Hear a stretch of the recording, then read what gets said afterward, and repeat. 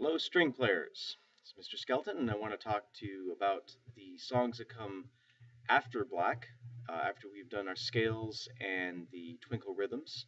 And we'll start with French folk song. We have a total of 7 songs that we do, and each song we do 2 different ways, 2 different keys.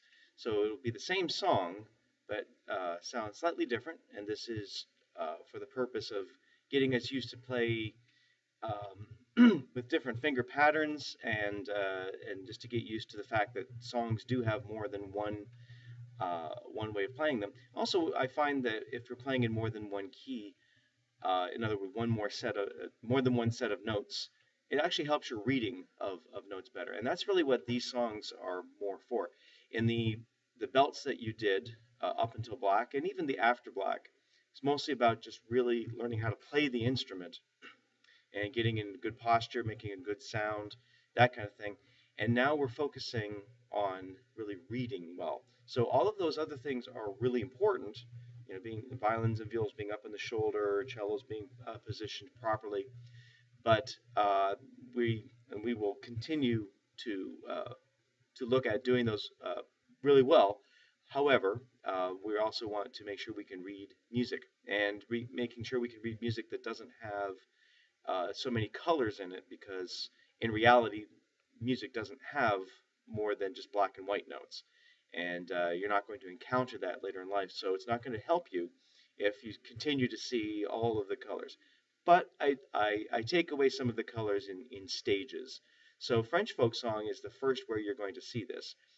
And more than likely, you will, I've done this differently with different students, and so I apologize if I've been inconsistent with this, but I should have not have changed any of your finger tapes yet. If I have, I would have changed the red and the blue to silver tapes.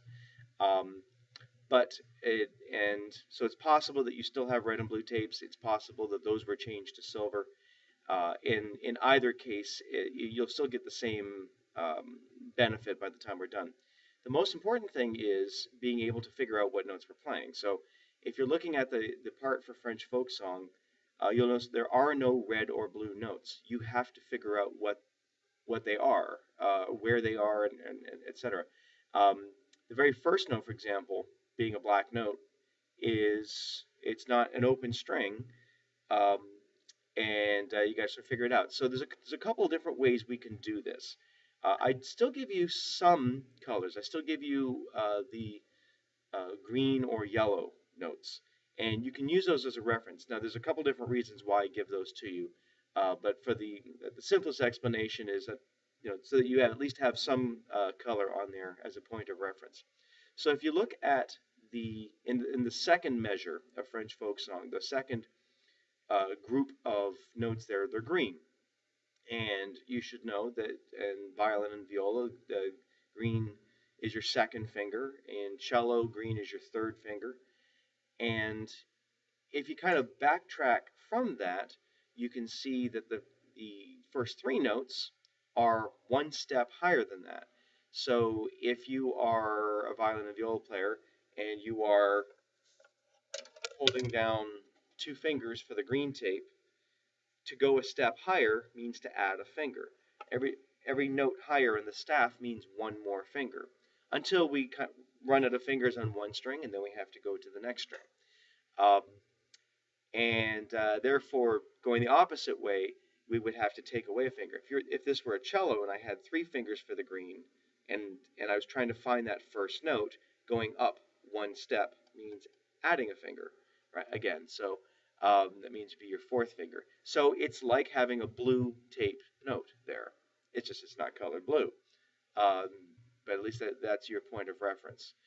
And most this of these pieces are going to move up and down in steps. And the times when they move by more than one step, you can use this way of counting to help you figure out what you're doing. If you ever get completely lost in it, go back to the scales that you did in After Black and try to match the position of the note in the song to where that note is in the scale, and it will help you figure out what color it would have been if it would be blue or red, or if it would just be black. And like I say, the green and the yellow, those are still there. Okay, the exception would be the white notes, because these white notes are longer notes. They're not. It's not a different fingering. So you want to look at what the position is, what line or space it is on. And for the most part, there's one note that's going to require a little bit explanation in the C major version of the song. But for the most part, you'll be able to do that. If it goes up 2 steps, if one from one note to the next is 1 step higher, it's 1 finger. If it's 2 steps, it's 2 fingers. If it's 3 steps, it's 3 fingers. That kind of thing. Now, if you're a cello player, you have to pretend that the green and the yellow tapes, the second and third finger, they're like 1 finger. Okay, so you really have either going from 1 to if it's green, to 3 to 4, or if you see yellow, it would be 1 to 2 to 4. So it's not going to be both of those in there. So don't just go up just one. These two middle fingers here, the green and the yellow, they kind of function as the same finger, as the same step in the song. So you want to be careful of that. You can't just add a finger every time and have it be correct. That's a violin and viola thing. You have other advantages, so don't feel left out by that. The other rule that you need to keep in mind is that if you are coming, let's say you're coming down steps, if you're on an open A, for example, and the next note is a step lower, the rule is that a step below an open string is always the blue tape. In other words, 3 fingers for the violin or viola, 4 fingers for cello, on the string below. So if it's an open A, you go down a step. You have to go to the D string, but you've got to get those fingers down for the blue tape, whether it's 3 fingers for violin or viola or 4 fingers for cello. Now, we're going to use that rule later on when we get to the C major version to figure out that new note that's in there that we haven't. I mean, we've seen it once before, a couple times before back in Red Belt, but for the most part, we don't have as much experience with that. So we'll get to that in one moment.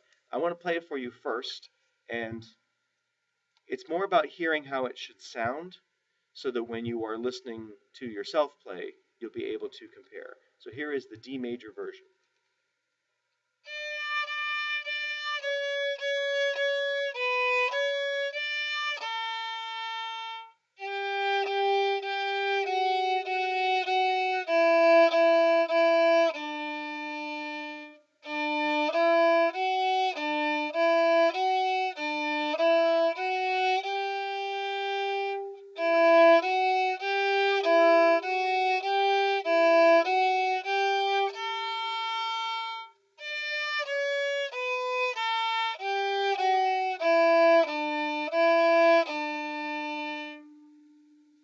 Okay.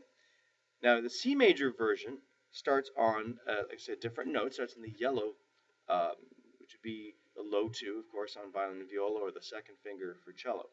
Uh, when I get to the end of the second line of this, I have this note that's a little bit different than I had played in my other scales and other pieces. And again, we're going to use that little open string going down a step rule. The notes that come before that in the second line, not the very last note, but the 3 notes before that are open Ds. By the way, we would describe that place in the music as being measure 7, because if you see at the beginning of the second line is a 5, that means it's the 5th measure. So cross over the next little bar line becomes measure 6, cross over the next little bar line becomes measure 7. We have 3 open Ds, right? So crossing over one more bar line into measure 8, that's 1 step lower than open D. So again, I have to go down 1 string, in this case to the G string, right? And I have to put all those fingers down for the blue tape. 3 fingers for violin or viola, 4 fingers for cello. So here is the C major version of the French folk song.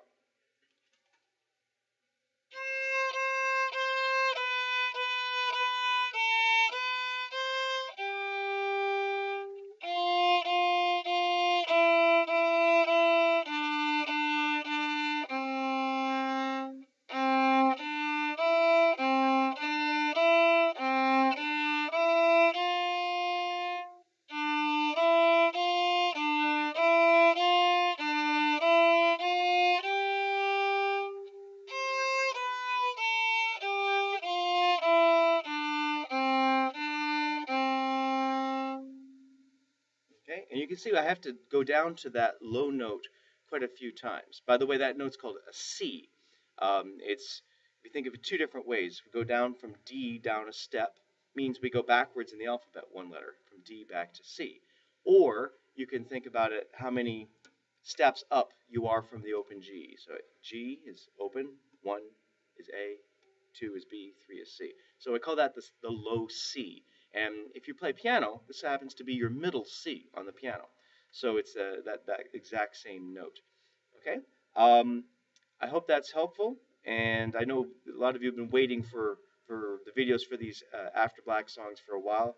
Apologize, I had a few little technical uh, problems with that. But I think we're on track now, and I look forward to talking to you more about them in a little bit. Okay, bye-bye.